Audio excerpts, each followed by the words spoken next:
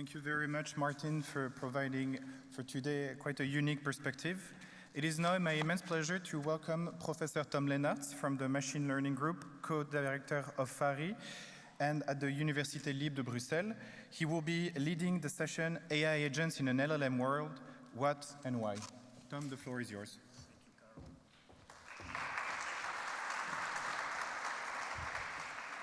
Good morning, everybody. It's a pleasure to be here at this fourth FARI conference, and I'm also very, very happy with the set of speakers we have for you in these first sessions on AI agents in an LLM world.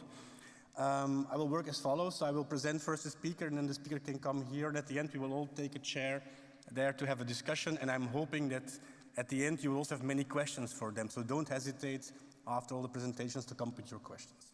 So as a first speaker, I would like to call Xavier Barandiaran, who is a philosopher engaged in the intersection of social practices, cognitive science, and technopolitics. He's developed an interdisciplinary approach at the intersection of cognitive science, artificial life, neuroscience, and social science, while actively involved in activism, the production of the commons, and participatory democracy. He's a lecturer in philosophy at the University of the Basque Country and a researcher at EAS Research. He's also co-founder of several social innovation initiatives, such as Wikitoki, Flux Society, and Decidim. His academic and activist career has taken him from Spain to the UK, France, and Austria, with a PhD on the autonomy of cognitive agents and a strong involvement in the design of democratic digital infrastructures, notably as Director of Democratic Innovation at the Barcelona City Council. Xavier, the floor is yours.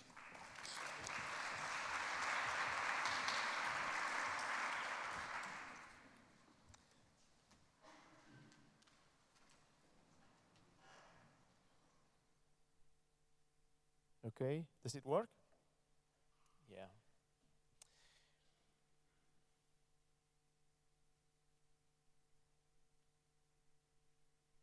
Okay, I'm not sure the presentation does.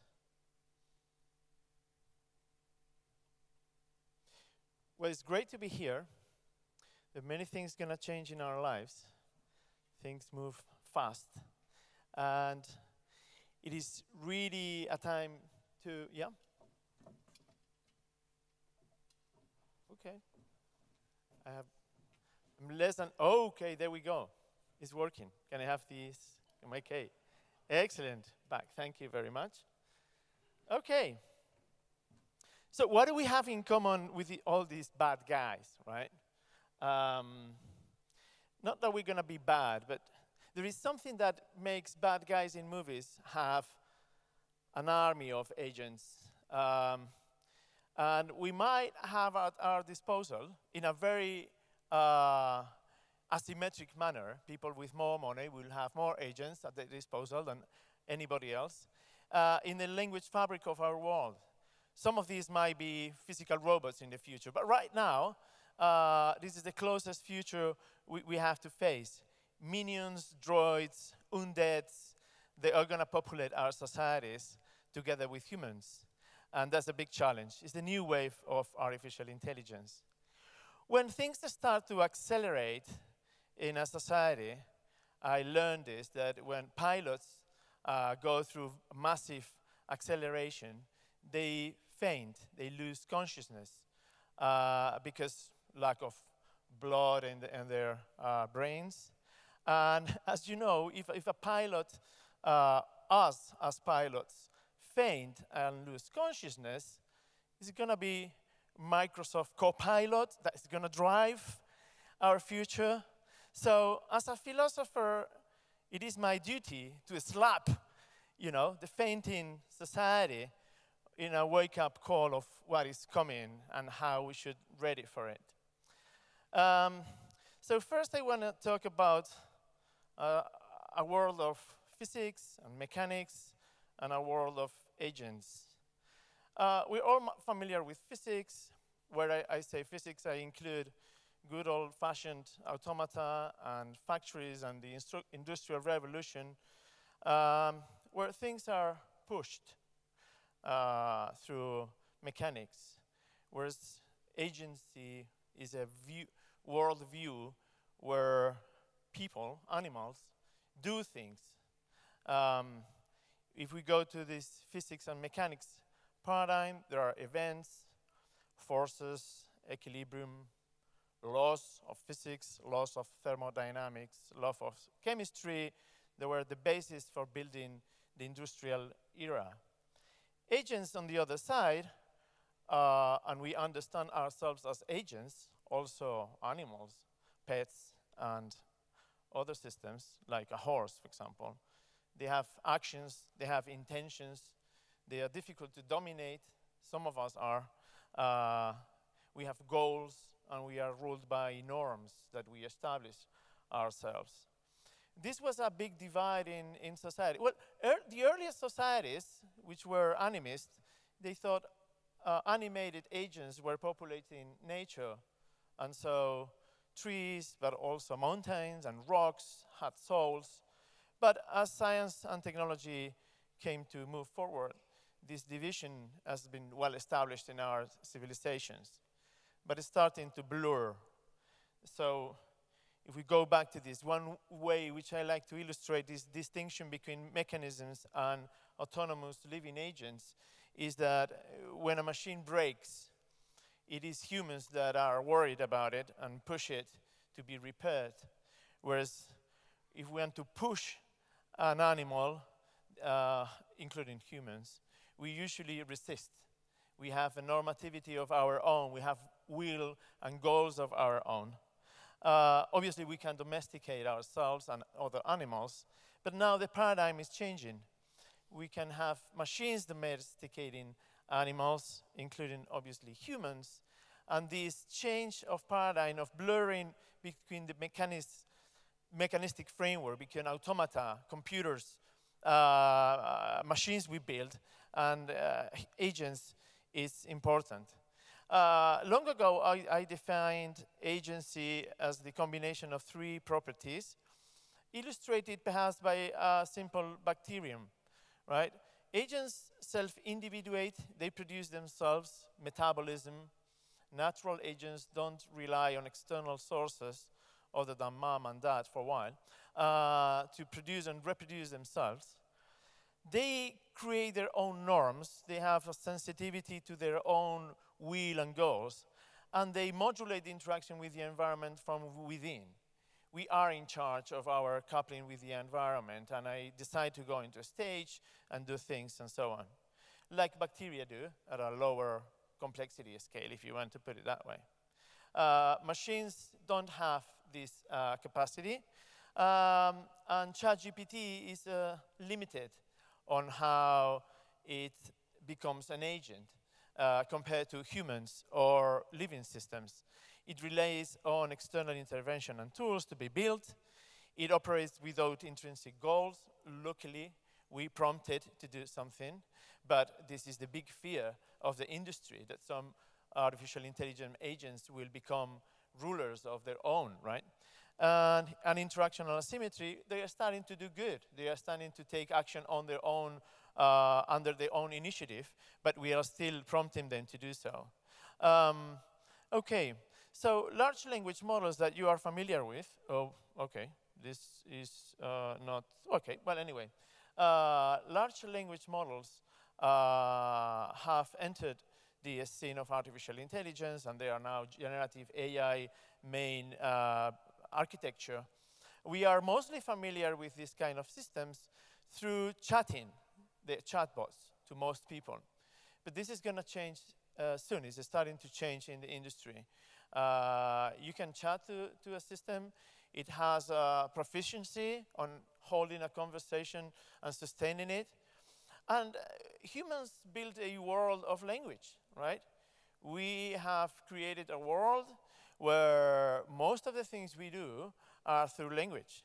We give orders, we buy things, we get married, all of these things, we write, we speak in public, we get paid for it.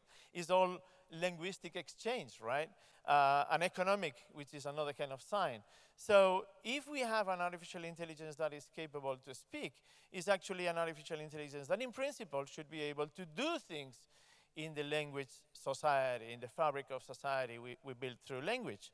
And this is what is starting to happen slowly. Note that when we are chatting with a chatbot, it is very often the case that the chatbot, whatever your most favorite is, it derails a little bit. It didn't understand you properly. You are the guiding master that brings the conversation back to its goal. But the more we make progress on artificial intelligence reasoning capacities, the more automatic they become on being capable of doing things on their own without human supervision. And that's the world of LLM agents. But we don't, so I really like Nietzsche. Nietzsche used to say, God has died. That was his big message.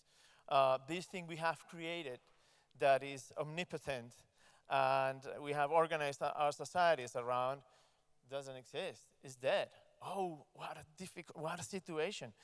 As a philosopher, I think my mission is to say that artificial intelligence is not alive. Not at least, but this is important. Here, look, this is a machine that produces AI. Okay, well, maybe this one in particular is very simple chip, but it could be in principle.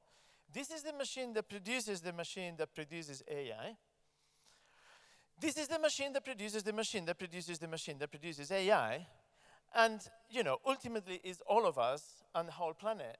Or maybe only this big division we're doing in the planet with China and then the rest of the Western world as producers of their own artificial intelligence. This is a bit scary, but it's ultimately huge amounts of planetary resources are put on the production and reproduction of any of the artificial intelligence we have available. But look at this. This is life. This is the machine that produces the machine that produces the machine that produces the machine that produces the machine for 1 billion times. And it's a tiny thing. And it can become very dangerous. But this is a bacteria. But a virus, even smaller, drove us to very horrible situations and some nice ones, like the creation of FARI Conference. So living systems regenerate themselves, and in doing so, they generate their own norms that guide their behavior. What is good or bad, what is pleasure, pain, adequate or inadequate. We are guided by internal goals that are the result of our own self-production. Large language models don't regenerate the conditions of their own existence, but they feed on cultural natural resources. So I think this is important to keep in mind. They're not on the cloud like gods were, not beyond our planet. They are here. The cloud is a big data center somewhere taking the resources of a community. But large language model agents aren't alive, but they aren't dead. They mimic intentional action. They can operate effectively on the human and machine language fabric. So one way to understand large language models and avoid anthropomorphizing them and saying, oh, they're just like humans, they have feelings or they have their own goals explicitly, is that they are kind of interlocutor automata. They are capable of interacting in effective conversation with humans and other machines. And they, importantly, intermediate between human knowledge, all the vast amount of knowledge they've been trained on, and humans and other machines. They're like libraries that talk, media libraries that talk and generate images. We stand in the shoulders of large language giants in this sense. And this is transforming agency. The relationship with computers used to be originally batch processing. You had to specify step by step the whole processing of the computer, then just command-based interaction, whether through language or scripts or touching buttons. That's the experience of most of us with an operating system. Now you just tell the computer what you want. This is the revolution that's coming. And so we are moving from an attention economy to an intention economy. This is important. Up to now, the way in which the industry was organizing humans was through attention, right? Engagement, marketing campaigns, advertising, etc., to capture our attention and hopefully condition our will. But now it's more through willing rather than surveilling. because we rely on machines to take decisions for us, and we take those decisions with them in interaction, or even worse or better, we let them take decisions for us. We are entering an intention economy, where economy is going to shape actions directly. So there are two main modes of interaction with large language model. The first one we already know about is this kind of collaborative agency with human in the loop, editing or writing, code generation. I ask ChatGPT or Mistral to write an email, and I edit it, or I write it and I ask Mistral to edit it and improve it. And this kind of feedback loop is the source of most creative cognitive work. But this is going to change. We're going to have an outsourced multi-agent automation soon. And this imposes a lot of questions, which I think are very important. It's going to be an explosion of automation. If this Jevons paradox, if we could write 10 emails with a computer per hour, now we can have written 100 emails per hour with a Copilot kind of large language model, maybe 1 million emails per hour if we have an army of computer minions writing the emails for us. So imagine how this is going to change the flow of work in companies, between citizens and governments, etc. So we have to avoid a minion explosion of our society and try to favor some kind of really genuinely intelligent co-production. So my colleagues next are hopefully going to talk about how to make minions reason properly. So as GRU, we don't see our missions sabotaged by our agents. And so the quality of reasoning, the accountability of proper reasoning of the agents is going to be important. And also, I hope James, is also going to talk how to organize ourselves with these minion agents with open models, as it was mentioned by Red Hat, participatory creation of data, collective participatory democratic tuning of the systems, sustainable infrastructures, and public common agentic services. How do we integrate as a society the new coming potential and power of large language model agents is going to define our future. If we don't democratize these automatized agency infrastructures, our tools won't serve our goals anymore, but replace our role as the source of our future. Thank you very much.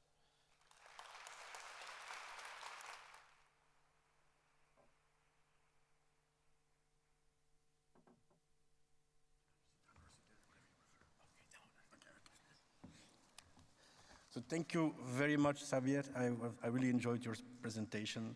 And I'm also looking forward to the next one by James Wilson, who is an AI ethicist in the AI Futures Lab at Capgemini, where he helps to set policies and principles around the safe and ethical adoption of AI for both his own organization and their clients, as well as publishing extensive thought leadership on the topic. Previously, he worked at Gartner, doing having similar kind of responsibilities. Outreach and societal projects are also critical for James, and amongst these is the ambassador to the Safe AI for Children Alliance, and he's also a member of the International Association for Safe Ethical AI, and he also published a book which is nicely called Artificial Negligence, and so you can also look it up on Google. Welcome, James.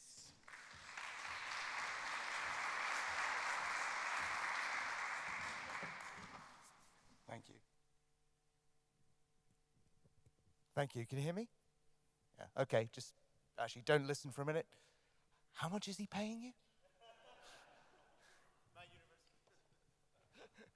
Brilliant. Okay, look, just before I start, very quickly, can I have a quick show of hands? So who here works for Google?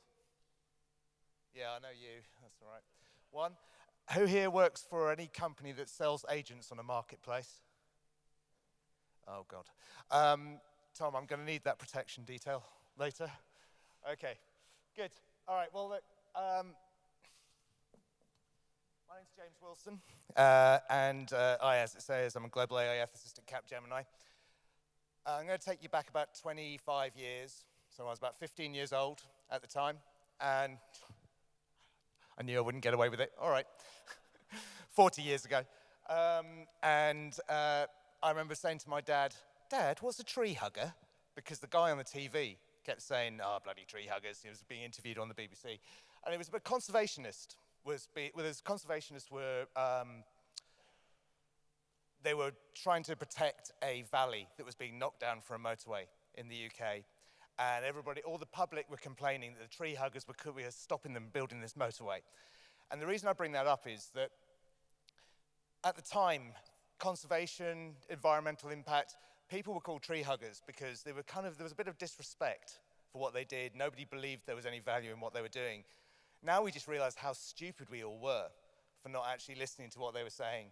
You know, COP in Brazil, you see what how important these things are. Well, that's kind of what an ethicist feels like, or an AI ethicist has felt like for about the last 5-10 years. People don't really take us very seriously, or they haven't been, until November 22, when ChatGPT came out, and then suddenly the world changed quite a lot. And then people kind of don't really know what an ethicist is, but I'm going to tell you what it isn't first. As the ethicist at Capgemini, I am not the moral arbiter or the moral sponge for the organization. I'm also not, I'm not here to do, or to basically be your kind of moral arbiter, moral judge for what's right and what's wrong. Are any of you familiar with Douglas Adams? Yeah. Have you heard of the Dirk Gently books? He did them after the, yeah. So there's a character in there called the Electric Monk. And the Electric Monk was someone you could pay to do all your believing, all right? I'm not here to do all your believing for you, okay? That's not my role at all. And you wouldn't want me to do it anyway, because I know I've got at least these 21 different forms of bias in me, okay? If anyone's interested, IKEA bias is the bias towards something you've made yourself, okay? I made that one up. I like it. But actually, also, just basically, I'm a middle-aged, I am a middle-aged, Tom, thanks. Middle-aged, white, heterosexual male from a reasonably sort of well-off background. I'm just a walking bias. So the last thing you want is for me to be making the decisions about what we do with AI. You know, it needs to be a team sport. It needs to be a diverse group of people doing this. So what's the world that we live in, and what am I dealing with as an ethicist? Well, there's a lot of good things. We've got a lot of companies actually taking up AI at the moment. And you know, we've already talked a bit about the economic value of it, but also some of the geopolitical issues. And there was a great piece by the chap from Red Hat about the sovereign AI piece. I think that was really, really useful.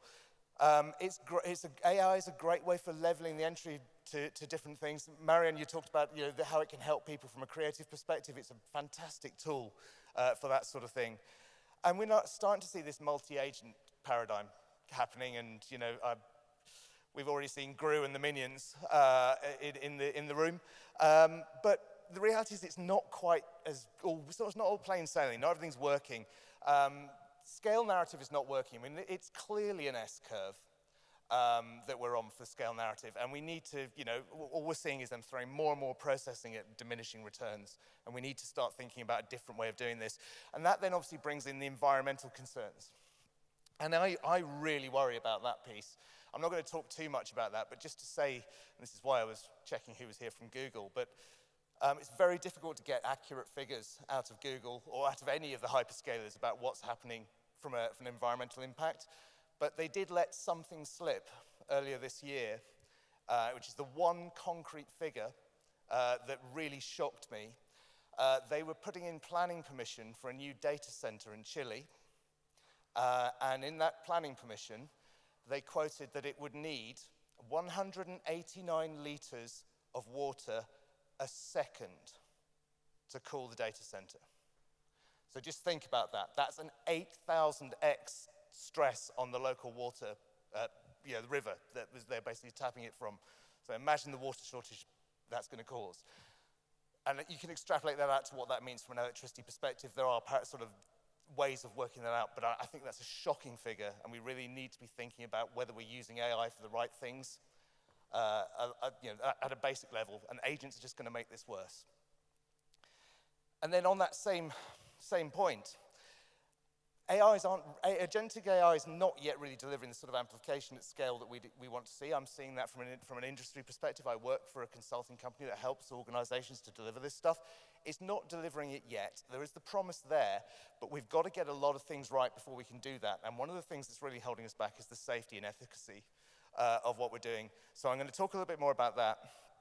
I'm also then going to finish on just a little bit about one specific form of harm that doesn't get in the press very often, that I think would be really useful for people to understand. So, back onto some film clips and things like Xavier. But what do these things have in common? Well, they're both agents, basically. Agents is not a new comment, not a new concept. Okay, all right. So I'm pretty sure that M, James Bond's boss, would probably prefer that she had an army of thermostats because of all the disasters that James Bond causes. But ultimately, at the end of the day, they're all agents. They're both agents. They've both got a level of authority, autonomy, and agency to do something, just like all these other things over here. And you can see how they're spanned. So James Bond has got too much autonomy and too much agency, probably, as far as M would be concerned. Whereas your thermostat has got very clear autonomy, but it's got very little agency. It can't really do much apart from just actually regulating your temperature, turning your boiler on and off, or whatever. But you can, what we're talking about with AI is we're actually talking about giving it much more agency with AI agents. We're talking about giving it the ability to do a lot more, to solve problems. Instead of actually having to work out the solution to a problem, we just tell the agent what the problem is and let it go and solve the problem for us. And to do that, it's a lot more difficult than just the authority, agency, and autonomy that we talked about. There's a whole bunch of other dimensions we need to look at. And I'm going to skip through these fairly quickly because I want to get to the story, really. But there are 9 whole dimensions that we at Capgemini have identified that we think are really important to have under control if you want to do agency properly, or AI agents properly. And you can see on there that not just autonomy, agency, and authority, but you've also got to think about things like how specialist the agents are, or can they actually basically, were we letting them have their own emergent behavior to try and solve different problems? Do we want to have a small network or a large network? Do we need to think about whether or not they're all the same, they're all homogeneous, or do we want them to have heterogeneous kind of different forms? So they can all do different things, the homogeneous being a swarm network. It's an incredibly complex field to get right, and I think that's why we're not yet seeing AI agents really taking off, and that's good from one perspective. Because taking us out of the loop, which is what agency is all about, to give the speed and scale, does increase the risks. We don't really know, we have to be very, very sure about what the emergent behavior is going to be of these agents. We obviously don't want any race conditions. We don't really know how this is going to work environmentally because you don't really have that control anymore about how long something takes. You could hypothetically set an agent off and it can go off and spend 6 months trying to solve a problem for you. If you don't put any controls in place. And it's much harder to monitor. So that's the world in which I live. And that's where I spend most of my time talking about how we can do this safely, how we can do it ethically. But I wanted to finish. Have I got a couple of minutes still, Tom? Oh, that's perfect. I forgot to see what time we started.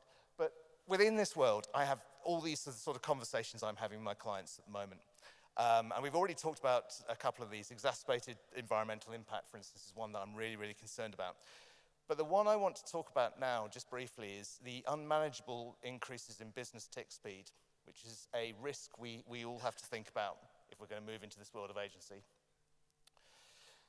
So, back in 1966, Stanford University did a piece of research that proved that you could train pigeons to do pretty menial tasks fairly quickly. And a life sciences company picked up on this. And they actually got it to work. It literally took them 2 weeks to train 13 pigeons to sit next to their conveyor belt, which all their pills were going along, pick out all the deformed or wrongly sized pills and put them in little baskets. And every 10 pills the pigeons dropped into the basket, it was weighted and they got some seed. So it was great. They were happy pigeons, and it took away 70 very dull and drudgerous jobs where people were, I can't imagine that job of just sitting looking at a conveyor belt picking out pills all day. It would be dreadful. Sounds great, but unfortunately, fortunately or unfortunately, depending on how you feel about this, the animal rights guys got hold of it and said that it was cruel for the pigeons. So they had to stop the experiment, whatever you want to call it. Let's move forward to today.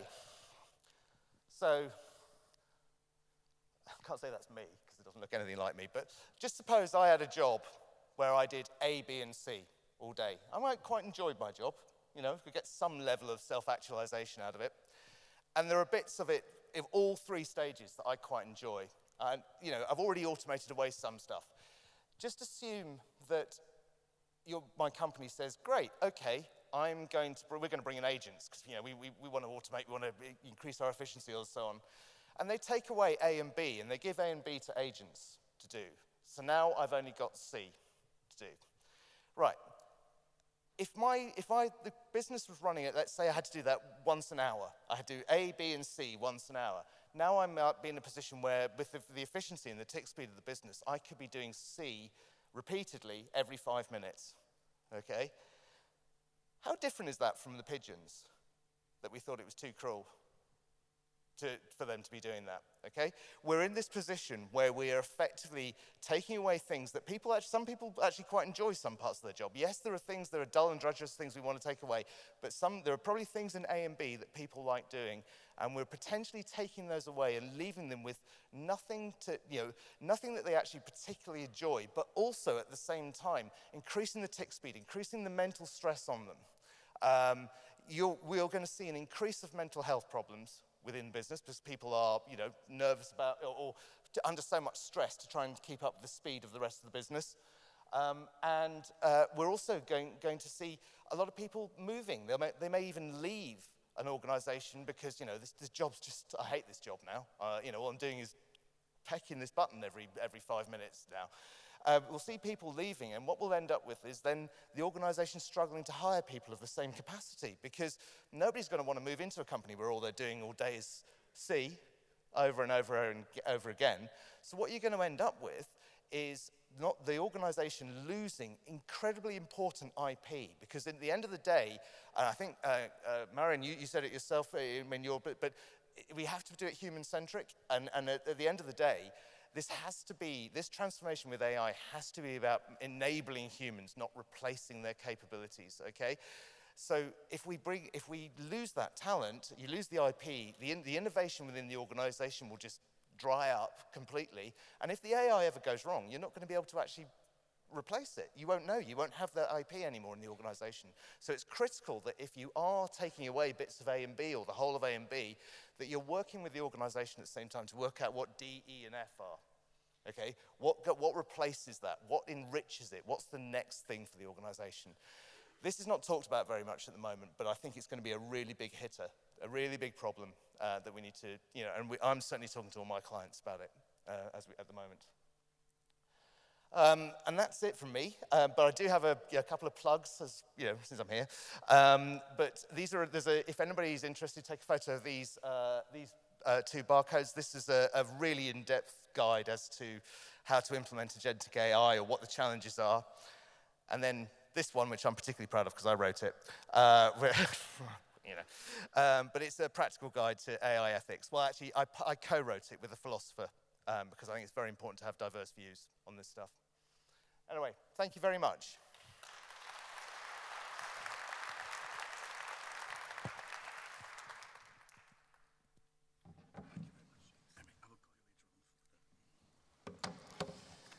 So thank you very much. And now it's also my great pleasure to introduce you to Jian Ying, who is an incoming assistant professor at the University of Toronto and currently a research scientist at the Max Planck Institute with Bernard Scholkoff, based in Europe. She's also a CIFAR AI chair and faculty member of the Vector Institute, Alice Advisor, and faculty affiliate at the Schwarz-Reisman Institute. So she's clearly a very quickly rising star. Her research areas are large language models, causal inference, responsible AI. Specifically, her vertical work focuses on causal reasoning in LLMs, multi-agent in LLMs, and other topics. So I'm going to give the floor to her because she has many things to tell us. I hope you didn't stick to your 70 slides and you reduced it a bit, but let's see what you have to tell. Come on.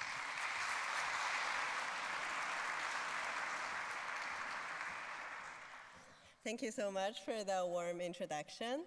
Hi, everyone. I'm Jijing. And yes, today my talk will be on the topic of towards the next generation of causal and moral LLMs. So diving into the technical side of LLMs.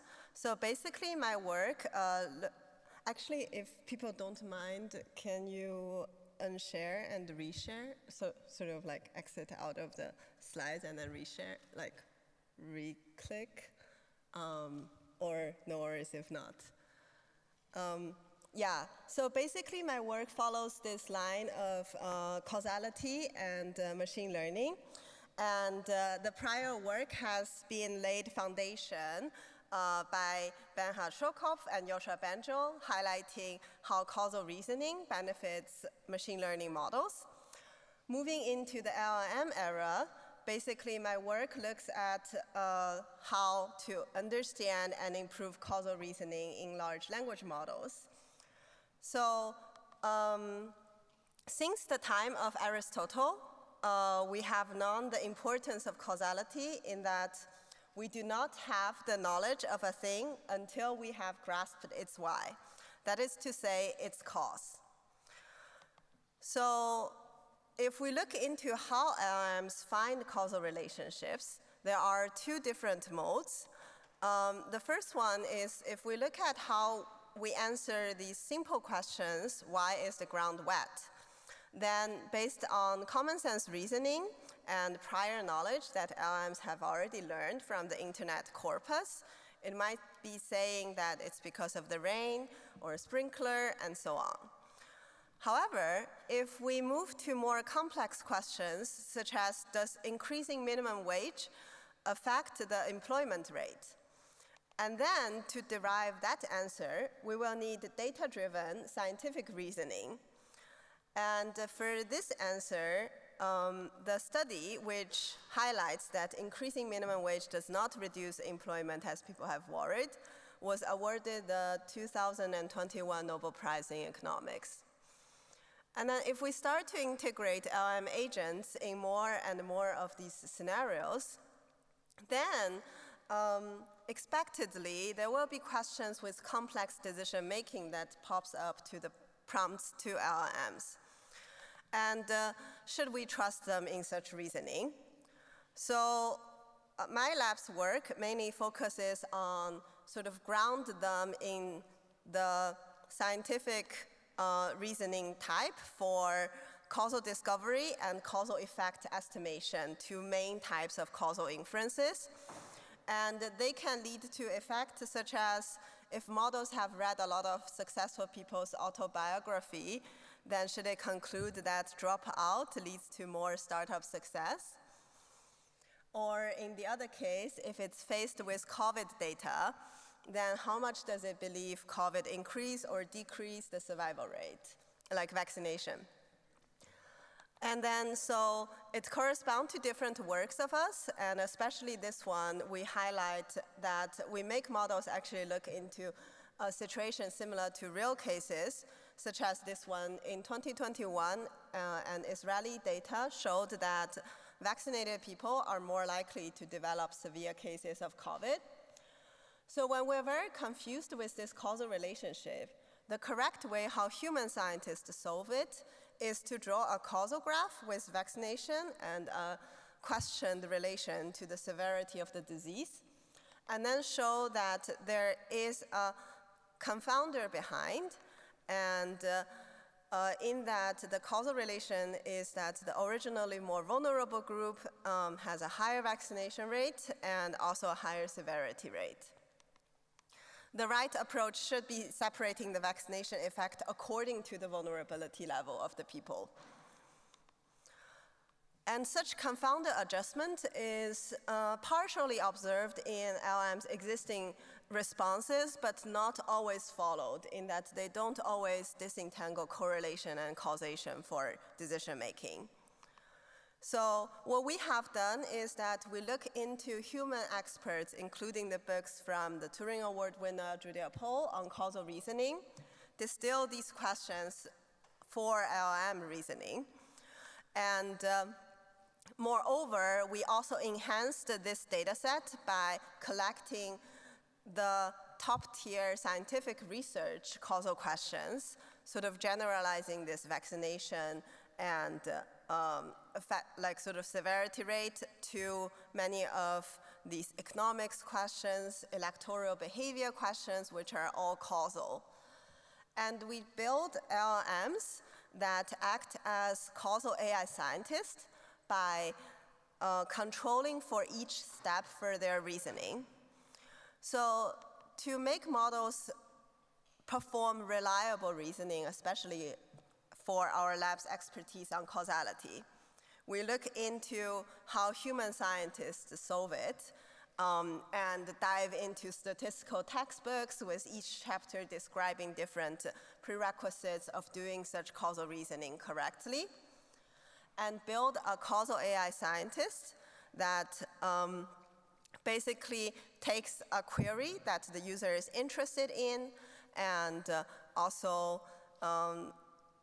select the LLM as a backbone where we build our structure on and upload the data, which contains information relevant to this query of interest. Then our model in the back end do data set analysis, querying the intelligence, and basically perform a judgment similar to professional statisticians and consultants that select a method of interest and tell how this method is selected reliably and provide explanation to humans. So we do these steps sort of co-designed with human domain experts and automate to democratize this reasoning process. We also open source the code so that the whole community can look into it and integrate for further reliability improvements. Moving further, so we have a rough impact roadmap on AI for science, which is also promoted by Joshua Bengio and also the European agenda of advancing AI. So we have a lot of existing cases on, let's say, social sciences, analysis of existing data, and we look forward to extend to natural sciences, philosophy, and theoretical natural sciences, which are more big shot goals for next decade or later. And what is next? As my title hint, that our lab works on both causal and moral LLMs.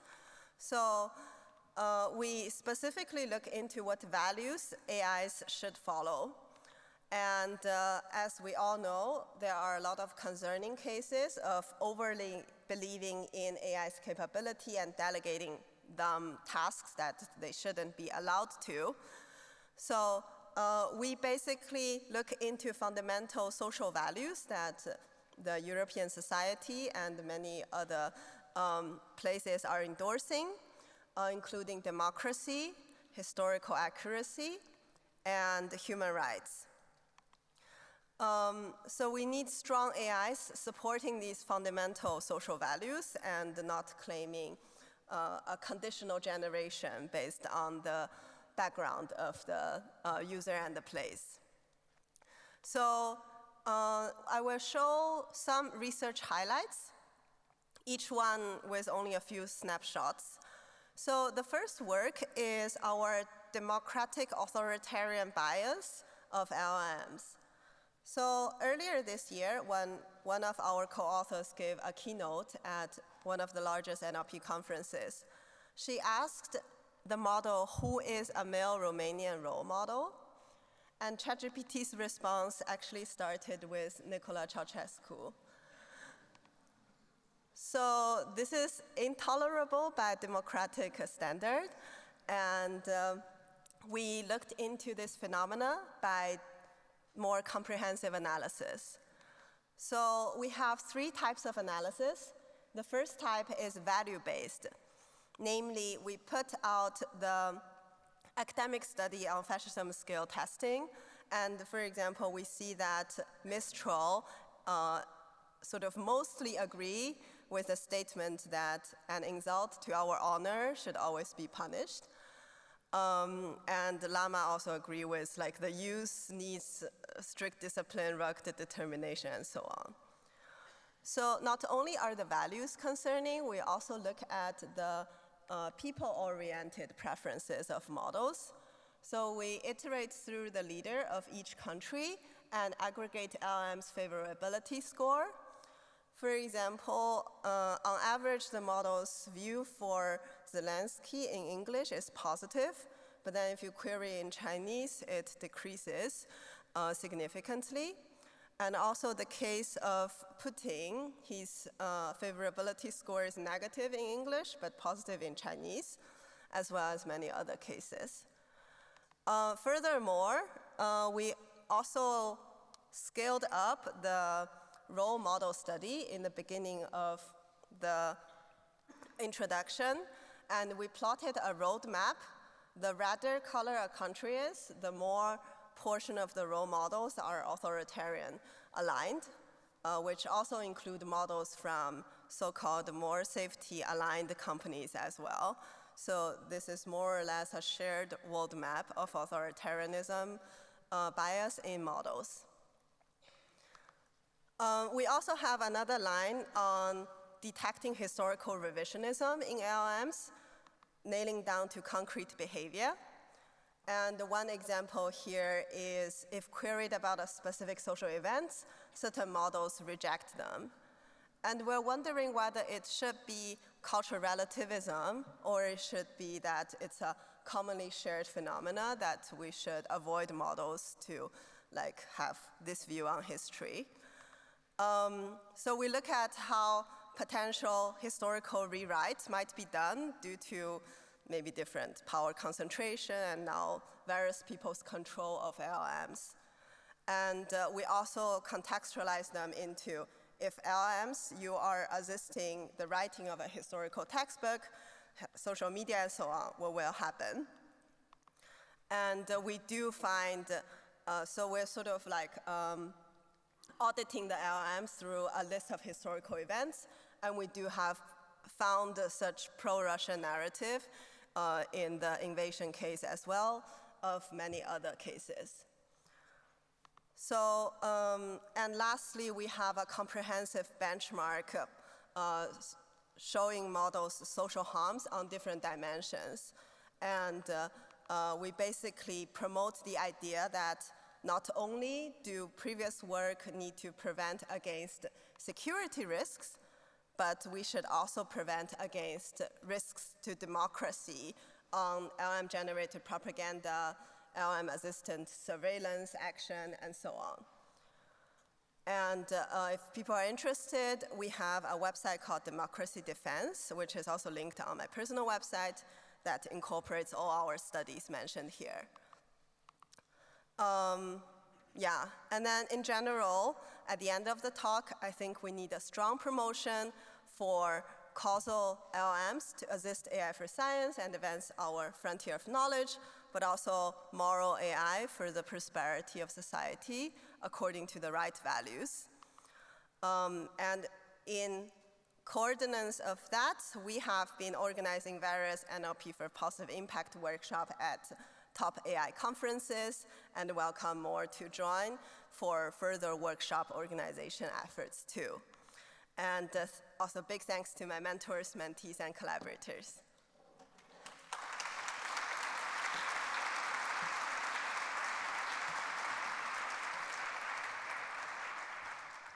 So can I ask now James and Xavier to come to the stage?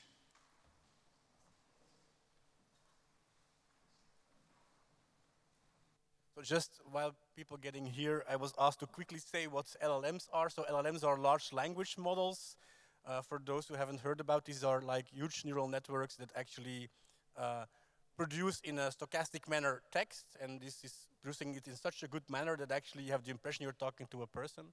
But please come after this session to me if you want to have more details, or talk to one of my esteemed speakers here. They can also tell you everything in detail about this topic. So it's a real pleasure to have all three of them here. I was very happy that they agreed to be part of this session. And there's somebody walking around with a microphone, I think. I'm not sure, over there. Yeah. So please raise your hand already if you have a question, and I will then maybe already start myself with one question to my three speakers here.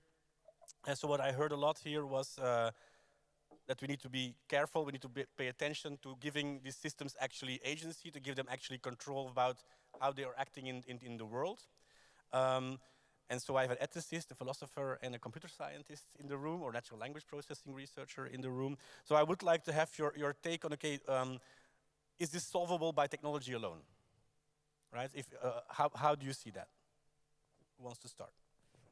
You want to start? Okay. I can take it. Yeah, thanks. No, nothing is solved by technology, and not even alone. It's a social and political problem, really, that we have to participate on its solution. And it is critical that we get involved, because technology is not creative at all. There are big corporations behind technology that are creating it. And we absolutely need to be sovereign. And not only sovereign in a general sense, but democratic. People has to participate on this new wave to benefit from it. And also shape the future, because it's really going to change the game we are used to. And and it's going to change very fast. And it's going to change in an automatized manner. So we have to re-democratize agency, and that's a social issue for sure. I think it's a very good, interesting point. So maybe again to you or to other people here on the stage. So how do you see this democratic process being set up, right? Because now it's not really. And now on the one hand, you have a lot of companies pushing their own language models and pushing their agent systems and all this kind of stuff. On the other hand, you have the open systems that people can play them themselves with, but there's little support actually in using them. So how do you see this democratizing actually work? Throwing that one to me. You have to answer, James. Okay. Yeah, I mean, there's a big problem at the moment in that the providers of these models. I mean, you're right. The open source thing is definitely part of the answer, I think. But the model providers that we're talking about, the Meta and OpenAI and so on. Sam Altman, Mark Zuckerberg, all these people, they have no understanding of social science or sociology or philosophy. They're not trained. Their primary driver is, at the end of the day, is money and market share. That's why their algorithms are all about maximizing your engagement on their platforms. So the only way to actually get some proper alignment in these models is going to be take that control of that out of their hands in some way. And I'm not sure what the answer to that is, because you have to be very careful about it not being seen as some sort of authoritarian thing where you're taking total control, but taking it away, taking the ultimate control away from them through the use of things like the AI Risk and the AI Safety Institute, or AI Security Institute in the UK, and the things like regulation as well, the EU AI Act, which is so unpopular whenever anybody talks about it, but I think it's a brilliant thing, personally.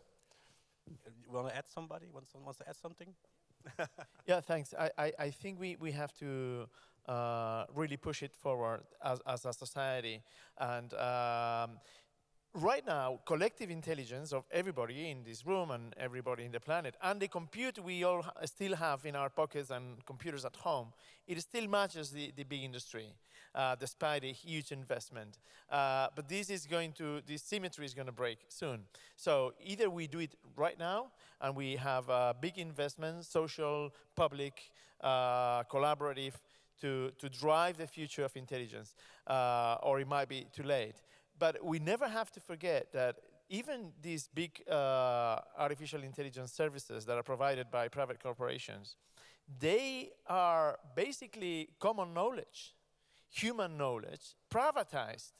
And perhaps the solution is not to claim that my intellectual property is being badly used, but say, look, you are making profit out of something that is almost a planetary product. And so maybe you have to benefit the planetary product also. And on top of regulations that would force the big corporations to share the richness that they build on, I think we also have to be proactive, not only regulating, but Europe has to take a lead on producing. Like we had a very big scientific project like CERN or Genome Project or others. I think we really have to take the lead on producing European artificial intelligence. There are some attempts, but I think it has to be stronger and more support from society and demand for it. Thank you very much. Maybe a quick question based on your talk, Gigin. This entire idea of having an AI scientist, right, or an AI entity that actually replaces people in the process, that actually generates new knowledge or provides new insights, or maybe the new Ernst & Young employee could be an AI person. So how far can we push that? Because we're giving away a lot of control, and we're giving away a lot of personal enrichment, right? Just to give you an example, people say now, everybody can make now a movie, everybody can make now an artwork because you do it via generative systems. But the pleasure of making music or making art is actually the act itself to build it, right? And so this has been taken away, like you're saying at A, B, and C. It's just about the product, no longer about the process. So how do you, and me as a scientist, I like the process. So how do you see what you're proposing as AI scientists affecting us? And is this a good thing, yes or no? Yeah, I think this is a great question, and it's very nice to have different perspective into things. I think there might be two key vocabularies. One is efficiency the only thing we aim at, or it's, as you mentioned, about process. The process has personal pleasure and education. Like even if we can solve a math problem, but do we reduce the opportunity for a kid to solve that problem again? Yeah, so a balance of like whether it's efficiency mode or more like this process-focused mode. And then the other term is whether this task is closed domain or open-ended. So let's say that it is about solving a basic calculus question, then there are fixed deduction rules. Versus if it's open-ended on how to make an event really nice and enjoyable, yeah, then we also welcome human creativities and so on. Yeah, so I think if it's closed domain, which is why I limit it to causal inference, where Julia Pohl and others have set the foundation for, then we aim at automating it. So if it's closed form and efficiency driven, then I think the causal AI scientists can do a good job. Also, we do plan to use it as a teaching assistant potentially as well. Thank you. Do you guys want to comment on this, or?